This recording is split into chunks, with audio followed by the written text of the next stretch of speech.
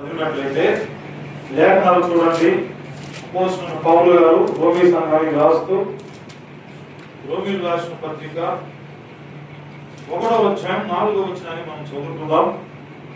రోమీయులకు రాసిన పత్రిక 1వ అధ్యాయం 4వ వచనం.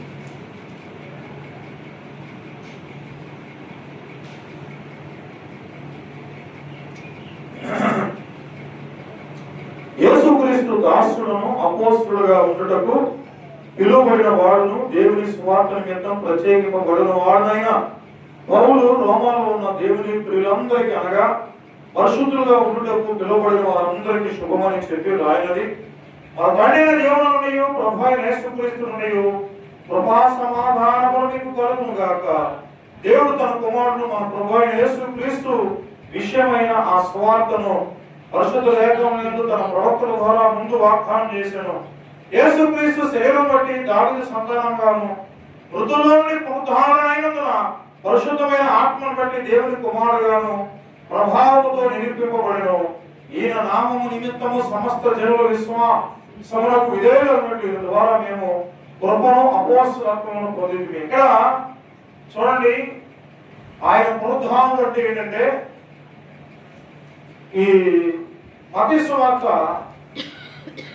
28వ అధ్యాయం, దయచేసి చూడండి బైబిల్ గ్రంథంలో మత్తయి సువార్త 28వ అధ్యాయం చివరిలో ఉంటుంది. చదవండి ఒకసారి.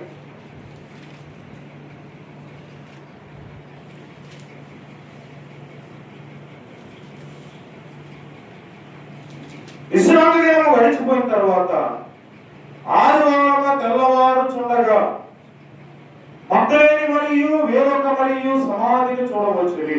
విశ్రాంతి దినం అంటే శనివారం గడిచిపోయి ఆదివారం తెల్లవారుజామున అనగా ఈ తెల్లవారుజాము 3 గంటలకి ఏమయ్యాడంటే ఆయన విశ్రాంతి దినం గడిచిపోయిన తర్వాత ఆదివారం తెల్లవారుచుండగా మగ్దలేని మరియు వేరొక మరియు సమాధిని చూడవచ్చు. ఎంతమంది వచ్చారంట? మగ్దలేని మరియు తర్వాత వేరొక మరియు సమాధిని చూడవచ్చు.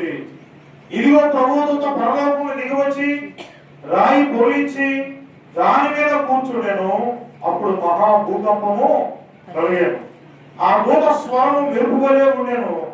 అతని వస్త్రము హిమమంతా తెల్లగా ఉండెను.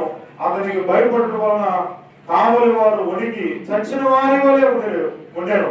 దూత ఆ స్త్రీలను చూసి మీరు భయపడకుడి, సిలువ వేయబడిన యేసును మీరు వెతుకుతున్నారని నాకు తెలియదు. ఆయన ఇక్కడ లేడు. తాను చెప్పినట్టే ఆయన లేచి ఉన్నాడు. హల్లెలూయా. ఏమైంది ఆయన?